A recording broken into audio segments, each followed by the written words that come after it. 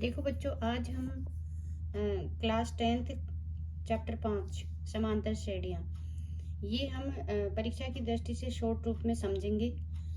समांतर श्रेणी किसे कहते हैं? एक ऐसा अनुक्रम जिसमें प्रत्येक पद अपने पिछले पद में एक निश्चित संख्या जोड़ने पर प्राप्त होता है।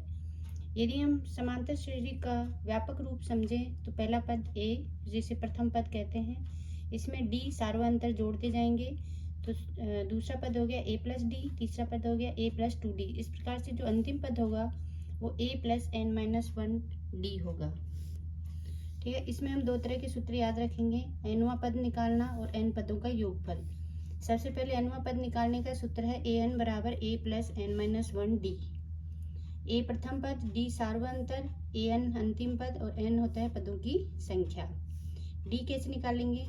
दूसरे पद में से पहला पद घटा के अपन डी निकाल सकते हैं। इसी प्रकार एन पदों का योगफल निकालने के लिए इसे एस एन से डिनोट करते हैं। एस एन बराबर एन बटा 2, 2a plus N minus 1d। ए और डी वही प्रथम पद और सार्वअंतर होता है।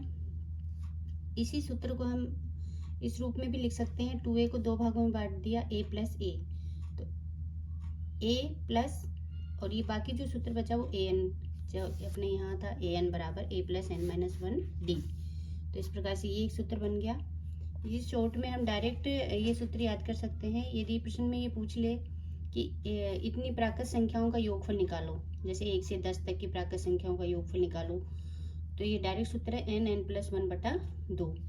इस सम प्राकृत संख्याओं का योगफल पूछ ले तो ये डायरेक्ट सूत्र है एन एन प्लस 1, और विषम प्राकृत संख्याओं का योगफल पूछ ले तो इसका सूत्र है एन स्क्वायर।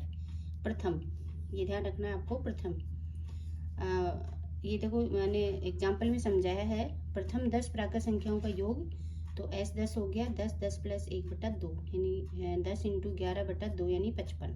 ठीक है, सम की बात करेंगे तो सम हम इस प्रकार से निकाल सकते हैं 110। विषम की बात करेंगे तो 10 का स्क्वायर 100। समांतर श्रेणी को यदि हम इस रूप में लिखें a1, a2, a3, an के रूप में, तो a1 तो a होता है, a2 a प्लस डी। इससे हम कंपैरिजन करें ऊपर वाले से तो इस तरह से अपने पास निकल के आता है। हमने कुछ एग्जांपल लिए हैं, इनसे आपको ये सूत्र समझ में आ जाएगा। जैसे ये प्रश्न है ए एन बराबर 9 माइनस 5 एन में सार्वअंतर निकालो, तो एन की जगह 1 2 रखते जाएंगे तो पहला पद और दूसरा पद निकल के आ जाएगा। और सार्वअंतर कैसे निकलेगा? दूसरे पद में से पहला पद अपन घटा देंगे तो सार्वअंतर आ गया। इसी प्रकार एक प्रश्न ये है कि 2 अंकों की कितनी संख्या 3 से विभाज्य होंगी, तो 2 अंकों की संख्या कहाँ से शुरू होंगी जो 3 से विभाज्य होंगी? 12 से।